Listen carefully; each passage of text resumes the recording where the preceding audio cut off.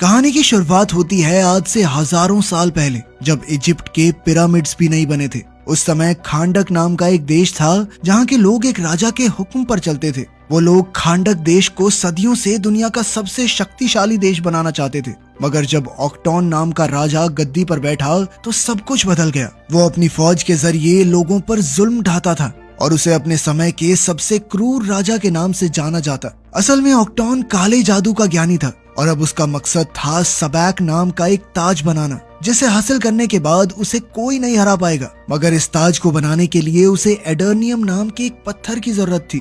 ये जादुई शक्तियों वाला एक अनोखा पत्थर था जो सिर्फ खांडक देश में पाया जाता था। अब उसने अपनी ही प्रजा के लोगों को जबरदस्ती एडर्नियम की खुदाई के काम पर लगा दिया। जब भी किसी गुलाम को पत्थर का कोई हिस्सा मिलता तो वो तुरंत दौड़कर उसे वॉचमैन के हवाले कर देता और बदले में अपना इनाम पा लेता। मगर कभी कभी रास्ते में ही बाकी गुलाम पत्थर छीनने के लिए उस गुलाम पर टूट पड़ते। अब हम जाओ नाम के गुलाम को देखते हैं जिसका पत्थर सभी छीनने की कोशिश कर रहे थे। तभी हारू नाम का लड़का उसे बचाने आया और उसे सही सलामत एक फौजी के पास लेकर गया। मगर जब जाओ ने इसके बदले में इनाम मांगा तो अचानक उस फौजी ने जाओ के पेट में चाकू घोंपकर उसे पहाड़ी से नीचे फेंक दिया। इतना खतरनाक मंजर देखकर हारू की रूह कांप गई और उसके पिता उसे वहां से खींचकर दूर ले गए। हारू हमेशा से अपने लोगों को इस गुलामी की जिंदगी से आजादी दिलाना चाहता था, पर उसके पिता टेथ एडम ने उसे हीरो ना बनने की सलाह दी, क्योंकि उसकी तरह बगावत करने वाले सभी लोग कब्रिस्तानों में दफन पड़े थे।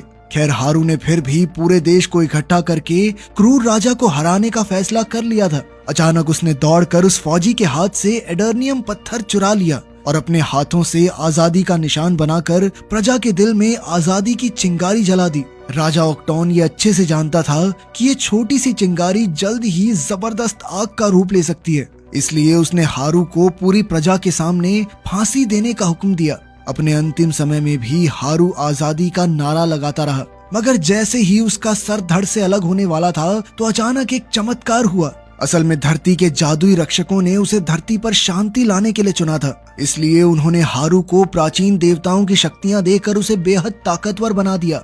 मगर तब तक ऑक्टोन सबैक ताज बना चुका था। इधर जब हारू शक्तियां हासिल करके ऑक्टोन के महल में उसे ललकारने पहुंचा तो ऑक्टोन ने अपने ताज की वैश्य शक्तियों को उजागर कर दिया। इसके बाद उन दोनों में घमासान युद्ध हुआ जिसमें पूरा महल तबाह हो गया। खैर, अंत में जीत हारू की हुई, लेकिन ऑक्टोन ने सबैक ताज को छुपा दिया ताकि ये किसी इंसान के हाथ न लगे। उस दिन के बाद किसी ने हारू को दोबारा नहीं देखा, मगर एक प्राचीन कथा के मुताबिक जब खांडक के लोग त्राही त्राही कर रहे होंगे तो वो लौटेगा और लोगों को एक बार फिर से आजादी दिलवाएगा। फिर हम आज के समय के खांडक देश को देखते हैं, जहाँ पर इंटरगैंग नाम के विदेशी आतंकवादियों ने कब्जा कर लिया था। लोगों को शहर से निकलने के लिए भी सरहद पर तैनात गार्ड्स को अपने कागज दिखाने पड़ते थे। एक दिन एक वैन के ट्रंक की तलाशी होने वाली थी तो इसी दौरान 14 साल के लड़के एमोन ने अपने स्केटबोर्ड पर चुपके से सरहद पार करने की कोशिश की, लेकिन जल्द ही एक गार्ड ने उसे पकड़ लिया। गार्ड ने उसे तलाशी लेने के लिए लाइन में जाने को कहा, पर एमोन ने उसे बुरा भला कह दिया। खैर, फिर उस गार्ड ने करीम नाम के आदमी को वैन लेकर निकलने को कहा। इसके बाद उसने अपनी कलाई देखी तो एड्रियाना नाम की एक भगौड़ी की तस्वीर सामने आई। तभी हम देखते हैं कि एड्रियाना इस वैन में छुपी हुई थी और एमोन गाड़ी की खिड़की के साथ साथ चल रहा था। असल में एमोन एड्रियाना का ही बेटा था और वो अपनी माँ के साथ सबैक ताज ढूंढने के मिशन पर जाना चाहता था, लेकिन उसकी माँ ने उसे जैसे तैसे समझाकर वापस घर भेज दिया। इसके बाद वो सब नक्शे के हिसाब से एक पहाड़ तक पहुँचे। कहा जाता था कि सबैक ताज वहीं छुपा हुआ है। तब एड्रियाना ने अपनी दादी का दिया एक पेंडेंट देखा जो एडर्नियम पत्थर से ही बना था। इस पर उसके साथ ही समीर ने कहा कि अगर वो इस पत्थर को चोर बाजार में बेचे तो बहुत अच्छी कीमत मिलेगी। मगर ये उनके परिवार का एक पुश्तैनी पेंडेंट था जो सदियों से उनके परिवार में था और इसीलिए एड्रियाना को इसकी काफी अहमियत थी। फिर ड्राइवर करीम, जो एड्रियाना का भाई है, वो कहने लगा कि इसको तो पेंडेंट दे दिया, मुझे विरासत में मिला है पुराना कोट और गंजापन। खैर, पहाड़ पर पहुंचने के बाद तीनों ने ताज की खोज शुरू कर दी और इधर करीम रखवाली के लिए गाड़ी में ही रुक गया। जैसे ही वो सब पहाड़ में घुसे तो अचानक इस्माइल गायब हो गया और समीर उसे ढूंढने निकल पड़ा। वहीं बाहर करीम अपनी गाड़ी में बैठा गाने सुन रहा था कि अचानक उसने अपने सामने समीर को पहाड़ से नीचे गिरते देखा। करीम तुरंत उसकी मदद के लिए दौड़ा, मगर अचानक कई फौजियों ने उसे चारों ओर से घेर लिया। वहीं पहाड़ के अंदर इस्माइल अचानक एड्रियाना के सामने आ गया तो वो काफी डर गई। एड्रियाना ने उससे पूछा कि समीर कहाँ है, तो इस्माइल ने जवाब दिया कि समीर तो थोड़ी ठंडी हवा खाने गया। खैर जल्द ही वो दोनों टेथ एडम की मजार तक पहुंचे। उससे थोड़ी ही दूर सबैक ताज मौजूद था और एड्रियाना ने दो बड़ी बड़ी चट्टानों के बीच कूदकर उस ताज को हासिल कर लिया। लेकिन उसी समय करीम को पकड़ने वाले फौजी अंदर आ गए और उन्होंने इस्माइल को गिरफ्तार कर लिया। तब इस्माइल ने चिल्लाकर एड्रियाना को भाग जाने को कहा, पर फौजियों के लीडर ने करीम के सर पर बंदूक तान दी। अब अपने भाई की जान बचाने के लिए एड्रियाना ने खुद को उनके हवाले करने का फैसला किया। उसने टेथ एडम की मजार पर सर झुकाकर एक खास मंत्र बोला, जिसके बाद अचानक वहां तेज रोशनी का उजाला हुआ और एक रहस्यमयी आदमी उनके सामने प्रकट हुआ। उसने एक फौजी को उठाकर उसे अपनी शक्ति से बिजली के झटके देकर मार डाला। उसी समय बाकी फौजियों ने उस पर गोलियों से हमला कर दिया और एड्रियाना इसी मौके का फायदा उठाकर करीम के साथ भाग निकली। उधर फौजी अपनी बंदूकों से उस रहस्यमय योद्धा का कुछ नहीं बिगाड़ पाए। फिर इस योद्धा ने अपनी हाइपर स्पीड शक्ति से इन फौजियों के छक्के छुड़ा दिए। इसी दौरान एड्रियाना ताज लेकर जा रही थी तो उसके सर पर बहुत बड़ा पत्थर गिरने वाला था कि ऐन वक्त पर इस योद्धा ने उसकी जान बचा ली। इस योद्धा का नाम था ब्लैक एडम, जो हजारों साल से इस पहाड़ में कैद था। अब इतने अरसे के बाद जब इस पहाड़ से वो बाहर निकला तो नए दुश्मनों से उसका सामना हुआ। वो हेलीकॉप्टर से उस पर हमला करने आए, मगर ब्लैक एडम ने कभी सोचा भी नहीं था कि इंसान तरक्की करके इतने आगे पहुंच जाएंगे। वहीं दूसरी ओर एड्रियाना और करीम वापस वैन में पहुंचे और फटाफट वहां से निकल पड़े। एड्रियाना ने उसे बताया कि उसने ताज हासिल करके अपना मिशन पूरा कर लिया है। अब उनसे कुछ ही दूर भयंकर युद्ध शुरू हो चुका था। अब ब्लैक एडम ने दो हेलीकॉप्टर्स को आपस में टकराकर भीषण आग लगा दी थी। कुछ ही पलों में फौजियों से भरी सैकड़ों गाड़ियां वहां पहुंची तो ब्लैक एडम ने एक ही जगह पर खड़े होकर अपनी शक्तियों से उनका खात्मा कर दिया। आखिरकार अपने आसपास सब कुछ तबाह करने के बाद ब्लैक एडम एड्रियाना की वैन के सामने पहुंचा, पर तभी एक आखिरी फौजी ने उस पर बॉम्ब फेंक दिया। मगर इतना जबरदस्त बम धमाका भी ब्लैक एडम का कुछ नहीं बिगाड़ पाया। आखिरकार ब्लैक एडम ने उस आखिरी फौजी को भी मार गिराया और थोड़ी जख्मी हालत में वहां से चला गया। तब करीम ने चैन की सांस ली, क्योंकि उसे लगा कि चलो गया पहलवान। मगर उसी पल अचानक ब्लैक एडम अपने जख्मों के कारण वापस धरती पर आ गिरा। उधर इस्माइल अब भी पहाड़ में ही था और तब उसे अपने आतंकवादी ग्रुप के मेंबर का फोन आया। असल में इस्माइल अंडरकवर एजेंट बनकर एड्रियाना के जरिए ताज हासिल करने आया था, मगर इस बार उसका मिशन नाकामयाब रहा। अब उसे एड्रियाना का पीछा करके उससे वो ताज छीनना होगा। वहीं दूसरी ओर जब हॉकमैन नाम के आदमी को ब्लैक एडम के फिर से जिंदा होने की खबर मिली तो उसने अपनी सुपर हीरोज की टीम को तुरंत काम पर लगने का हुक्म दिया।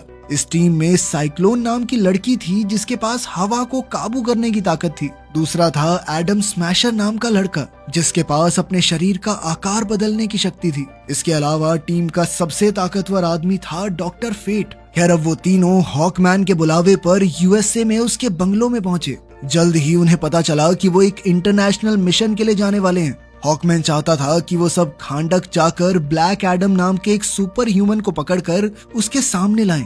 इनकी टीम का नाम था जस्टिस सोसाइटी और जल्द ही वो सब एक सुपर शिप में बैठकर निकल पड़े। हॉकमैन ने बताया कि इस शिप को तबाह नहीं किया जा सकता क्योंकि इसका बाहरी हिस्सा एक खास मेटल से बना है। खैर कुछ घंटों बाद जब ब्लैक एडम की आंख खुली तो वो एमन के कमरे में था। उसने बिस्तर से उठकर अपनी ताकत से अपनी सारी चोटें ठीक कर ली। तब उसे पता चला कि उसे पहाड़ में कैद हुए 5000 साल गुजर चुके थे।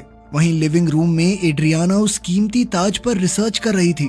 तभी उसे ताज के अंदर की तरफ कुछ शब्द लिखे हुए दिखाई दिए। उस पर लिखा था कि जिंदगी ही मौत का जरिया है। वहीं आमोन ने अपने कमरे में ब्लैक एडम को बताया कि जब से तुम गायब हुए थे तो खांडक शहर पर दूसरे देशों ने कब्जा कर लिया और यहाँ के लोगों को गुलाम बना लिया। लेकिन खांडक के लोगों ने ब्लैक एडम की मूर्ति बनाई क्योंकि उन्हें पूरा यकीन था कि एक ना एक दिन ब्लैक एडम उन्हें बचाने के लिए जरूर लौटेगा।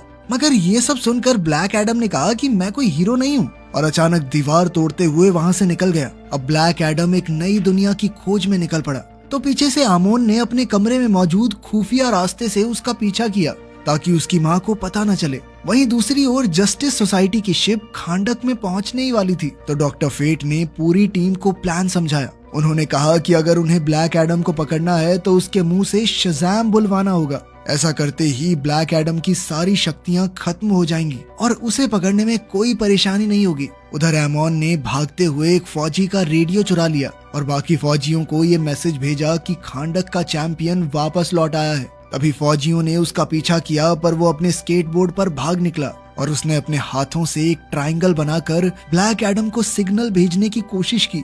लेकिन कुछ ही पलों में फौजियों ने एमोन को गिरफ्तार कर लिया और उसकी माँ उसे बचाने आई। एड्रियाना ने जैसे तैसे गार्ड्स को समझाकर एमोन को छुड़ा लिया, पर जल्द ही फौजियों को पता चल गया कि वो भी एक वांटेड क्रिमिनल है, तो उसने तुरंत भागने की कोशिश की और तभी ब्लैक एडम उन्हें फौजियों से बचाने आ पहुंचा। अचानक एक गार्ड ने उसके सर पर लोहे के सरिये से वार किया तो ब्लैक एडम ने उसे उठाकर हवा में बहुत दूर फेंक दिया।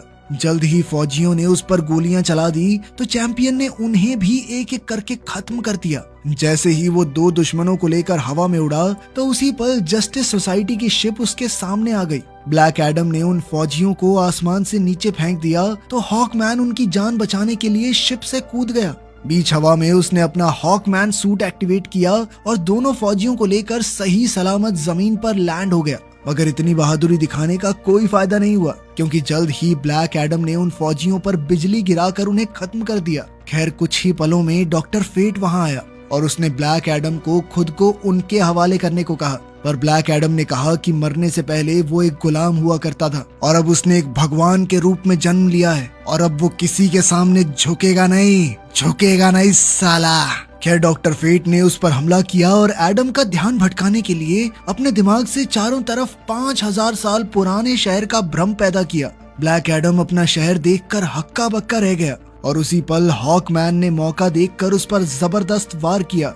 अब ब्लैक एडम ने गुस्से में आकर हॉकमैन को जोरदार बिजली के झटके दिए और फिर हवा में ले जाकर पीटने लगा। तब डॉक्टर फेट ने उनके बीच में आकर ब्लैक एडम को वापस जमीन पर फेंक दिया। अब बारी थी साइक्लोन और एडम स्मैशर के हमले की। साइक्लोन ने अपनी शक्तियों से हवा में एक जबरदस्त बवंडर बनाया और इसी के जरिए ब्लैक एडम पर लोहे के सरियों से हमला करके उसे कैद करने की कोशिश की, मगर ब्लैक एडम इस हमले से भी आजाद हो गया। तो डॉक्टर फेट ने फिर से उसे गिरफ्तार करने की कोशिश की। उसी समय साइक्लोन और हॉकमैन ने मिलकर ब्लैक एडम पर आखिरी हमला किया। इससे ब्लैक एडम गुस्से से लाल हो गया और उसने अपनी सारी शक्तियां एक साथ उजागर करके सभी दुश्मनों को एक ही बार में धूल चटा दी। ब्लैक एडम को लगा कि वो जीत चुका है, पर तभी एडम स्मैशर ने अपने भारी भरकम मुक्के से ब्लैक एडम की हड्डी पसली एक कर दी। पर जैसे ही ब्लैक एडम उठ खड़ा हुआ तो उसने एक ही मुक्के में एडम स्मैशर को बेहोश कर दिया। इसके बाद वहां के लोगों ने खुशी में ब्लैक एडम की जीत के नारे लगाए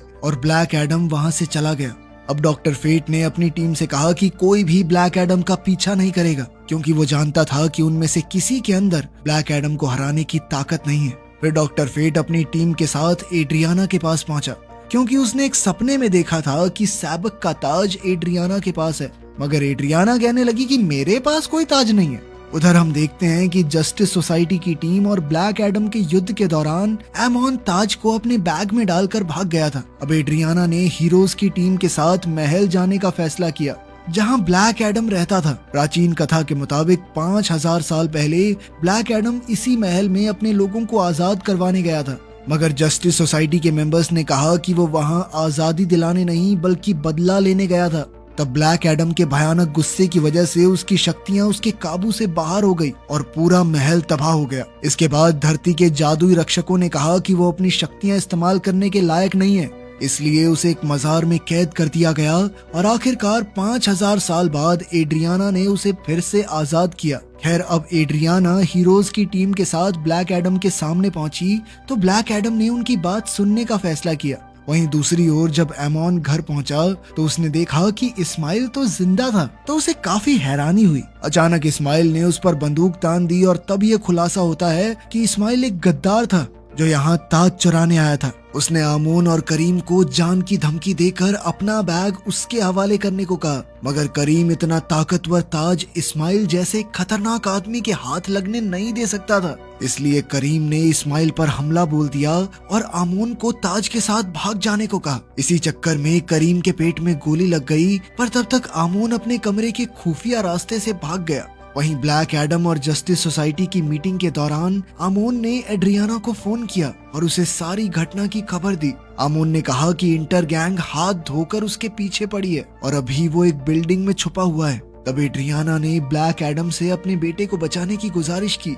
ब्लैक एडम तुरंत उसे बचाने निकल पड़ा और वहां जाकर उसने देखा कि आतंकवादियों ने आमोन को गिरफ्तार कर लिया था। तब ब्लैक एडम ने उन्हें आमोन को रिहा करने को कहा तो आतंकवादी ने उसे हवा से ही नीचे फेंक दिया, पर ऐन वक्त पर ब्लैक एडम ने उसे बचा लिया। अब वो बाकी गुनहगारों को मारने के लिए निकला, पर इसी दौरान इस्माइल आमोन के सर पर बंदूक रखकर उसे अपने साथ ले गया। इस्माइल ने उसका बैग खोलकर पूछा कि ताज कहाँ है, पर आमोन अपना मुंह खोलने को राजी नहीं था। तब इस्माइल ने उसे बंदी बना लिया और जब ब्लैक एडम को इसका पता चला तो वो गुस्से से आग बबूला हो गया। इस्माइल ने आमोन को एक उड़ने वाली मोटरसाइकिल के ट्रंक में छुपा रखा था।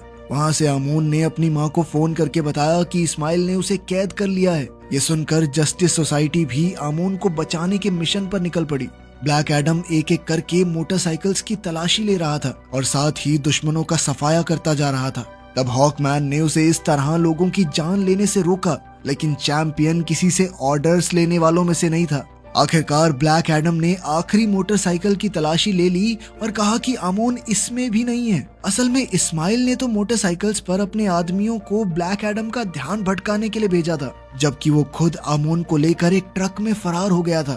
खैर उधर डॉक्टर फेट एड्रियाना के घर पहुंचा क्योंकि वो जानता था कि ताज यहीं छुपा हुआ है। वहां जाकर उसने देखा कि करीम गोली से जख्मी होकर जमीन पर पड़ा था। करीम की हालत बेहद नाजुक थी और उसे लग रहा था कि उसका आखिरी समय आ गया है। पर तब डॉक्टर फेट ने उसे शांत होने को कहा। असल में वो भविष्य देख सकता था और उसने कहा कि करीम की मौत आज नहीं होगी, वो बिजली के झटके से मारा जाएगा। ये सुनकर करीम ने चैन की सांस ली, लेकिन अब उसे शायद इलेक्ट्रिशियन का काम छोड़ना होगा। फिर करीम का शिप में इलाज शुरू हुआ और इधर एड्रियाना अपने घर में डॉक्टर फेट को देखकर हैरान हो गई। फेट ने उसे विश्वास दिलाया कि वो और उसकी टीम आमोन को ढूंढ निकालेंगे। कुछ ही पलों में ब्लैक एडम और हॉकमैन भी वहां आ गए और वो अपने साथ इंटर गैंग के 2 गुंडों को लाए थे ताकि डॉक्टर फेट उनका दिमाग पढ़ सके। लेकिन तभी ब्लैक एडम उन्हें उड़ाकर आसमान में हजारों फीट ऊपर ले गया और उन्हें नीचे फेंकने की धमकी देकर उनसे सवाल पूछे। और अपने सवालों के जवाब पाने के बाद भी ब्लैक एडम ने उन्हें नीचे फेंक दिया। बेचारे हॉकमैन ने जैसे तैसे उन्हें गिरने से बचाया। अब भी ब्लैक एडम का मन उन्हें जीने देने का नहीं था। वो गुस्से में उनका खात्मा करने आया और हॉकमैन ने उस पर हमला कर दिया। इतनी जबरदस्त लड़ाई में पूरा घर तबाह हो गया और अचानक हॉकमैन को मुक्का मारने के चक्कर में सबाक ताज ब्लैक एडम के हाथ में आ गया। आखिरकार ताज को पाकर उन सब ने एक साथ मिलकर काम करने का फैसला किया ताकि वो इस ताज की शक्तियों की मदद से आमोन को बचा सकें। फिर वो अपने मिशन पर निकल पड़े, पर तभी डॉक्टर फेट को भविष्य की झलक दिखाई दी कि आने वाले युद्ध में हॉकमैन की मौत हो जाएगी। अब फेट ने इसका खुलासा करते हुए कहा कि जल्द ही उन्हें एक दूसरे को अलविदा कहना होगा। खैर कुछ ही समय में वो अल हदीदिया पहाड़ों तक पहुंच गए और उन्होंने ऐसा प्लान बनाया जिसके जरिए वो अपने सभी टीम मेंबर्स की जान बचा सकें। फिर ब्लैक एडम ने समय आते ही वहां जबरदस्त हमला बोल दिया जिसमें सैकड़ों की तादाद में सिपाही मारे गए। फिर उसका सामना इस्माइल से हुआ, पर वो उस पर हमला नहीं कर सकता था क्योंकि इस्माइल एडर्नियम से बने एक सुरक्षा कवच के अंदर था। जल्द ही बाकी टीम भी वहां आ पहुंची और जब एड्रियाना ने अपने बेटे के सर पर बंदूक देखी तो उसने ताज इस्माइल के हवाले करके उसकी जान बचाने का फैसला किया। आखिरकार सबैक ताज को हासिल करके इस्माइल ने खुलासा किया कि वो राजा ऑक्टोन का आखिरी वंशज है। अब इस ताज को पाकर वो खांडक का अगला राजा बनने को तैयार था। फिर उसने सबैक ताज पर लिखा मंत्र पढ़कर अपना सुरक्षा कवच बंद किया और आमोन पर गोली चला दी। मगर ऐन वक्त पर ब्लैक एडम ने अपनी सुपर स्पीड शक्तियों की मदद से आमोन को गोली लगने से पहले ही बचा लिया। इस दौरान ब्लैक एडम को इतना गुस्सा आ चुका था कि उसकी शक्तियां एक बार फिर बेकाबू हो गई और पूरा पहाड़ तबाह हो गया। खुशकिस्मती से जस्टिस सोसाइटी टीम के सुरक्षा कवच की बदौलत एड्रियाना और आमोन की जान बच गई, पर अब आमोन को जल्द से जल्द इलाज के लिए भेजना होगा। वहीं एडम स्मैशर को इस्माइल के जल चुके शरीर पर ताज मिला और वो उसे शिप में ले आया। इधर हॉकमैन ब्लैक एडम के पीछे गया और उसने देखा कि ब्लैक एडम महल के सामने अपने बेटे हारू की मूर्ति को देख रहा था। असल में धरती के जादुई रक्षकों ने दिव्य शक्तियां देने के लिए हारू को चुना था ताकि वो लोगों को आजादी दिला सके। पर जब हारू बार बार जीत रहा था तो राजा ऑक्टोन ने उसके माँ बाप को बंदी बना लिया जब वो हारू के पिता को मौत के घाट उतारने वाले थे तो ऐन वक्त पर हारू ने अपनी सारी शक्तियां अपने पिता को देकर उनकी जान बचाई। मगर वो नहीं जानता था कि आज उसकी जिंदगी का आखिरी दिन होगा, क्योंकि अपनी शक्तियां अपने पिता को देने के बाद दूर से एक तीर अंदाज ने सीधा हारू के दिल पर निशाना लगाया, जिससे उसकी मौके पर ही मौत हो गई। ये देखकर उसके पिता टेथ एडम आग बबूला हो उठे। खैर अब ब्लैक एडम जानता था कि उसका बेटा उसके बार बार बेकाबू होने पर खुश तो नहीं होगा, तो ब्लैक एडम ने अपनी सारी शक्तियां छोड़ने का फैसला किया।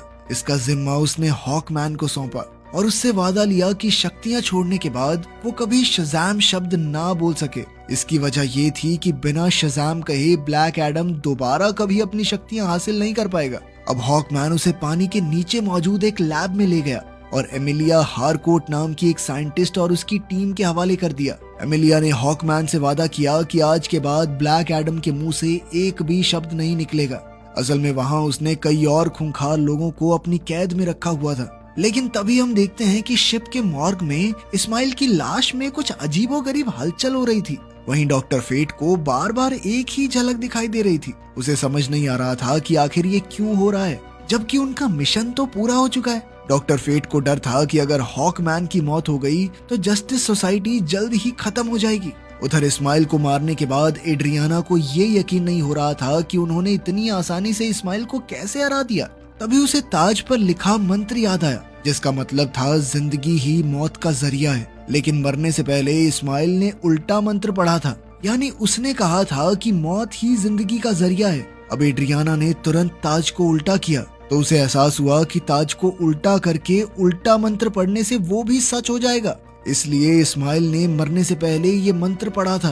तब जाकर एड्रियाना को समझ आया कि इस्माइल का तो प्लान ही ये था कि ब्लैक एडम उसे मार दे। इस तरह वो मरने के बाद फिर से जिंदा हो जाएगा और खांडक की गद्दी पर कब्जा कर लेगा। जैसे ही एड्रियाना ने ये गुत्थी सुलझाई तो ताज अचानक गायब हो गया और समुद्र की गहराइयों से सबैक जाग उठा। उसी समय हॉकमैन ने उस पर मिसाइल से हमला बोल दिया, पर सबैक ने उनकी शिप ही तबाह कर दी। आखिरकार जस्टिस सोसाइटी ने मिलकर सबैक को गद्दी पर बैठने से रोकने का फैसला किया, क्योंकि अगर ऐसा हुआ तो फिर उसे कोई नहीं हरा पाएगा। अब हॉकमैन ने अपने साथियों की मदद से सबाक को जख्मी कर दिया, पर जब सबाक ने उस पर हमला किया तो वो बेहोश होकर गिर पड़ा। तब डॉक्टर फेट को एहसास हुआ कि उसकी भविष्यवाणी सच होने वाली है, तो उसने महल के चारों तरफ एक सुरक्षा कवच बनाकर अपनी टीम को अंदर जाने से मना कर दिया।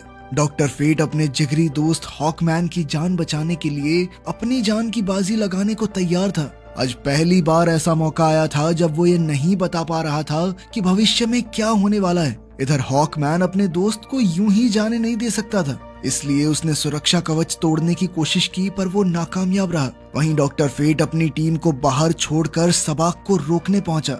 उसे उम्मीद थी कि ब्लैक एडम सबाक को हराने में उसकी मदद करने आएगा। इस लड़ाई के दौरान डॉक्टर फेट ने ब्लैक एडम को सिग्नल भेजा कि सिर्फ वही सबाक को हरा सकता है। अब फेट ने अपनी शक्तियों से ब्लैक एडम को बेड़ियों से आजाद कर दिया, तो वहाँ के गार्ड्स ब्लैक एडम को रोकने के लिए दौड़े, लेकिन अपनी शक्तियां खोने के बावजूद भी ब्लैक एडम गार्ड्स को हराकर समुद्र में कूद गया। उसी पल सबाक ने डॉक्टर फेट पर आखिरी वार किया, जिसके बाद महल का सुरक्षा कवच टूट गया। हॉकमैन को एहसास हुआ कि उसका दोस्त अपनी आखिरी सांसें गिन रहा है, तो वो तुरंत उसकी जान बचाने दौड़ा। लेकिन जब वो फेट के पास पहुंचा तो फेट मर चुका था। आखिरकार सबाक सिंहासन पर जा बैठा और एक जबरदस्त आग भड़क उठी, जिसके बाद वो खांडक का राजा बन गया। ऐसा करते ही पाताल से उसकी शैतानी फौज बाहर आई और आम लोगों पर हमला करने लगी।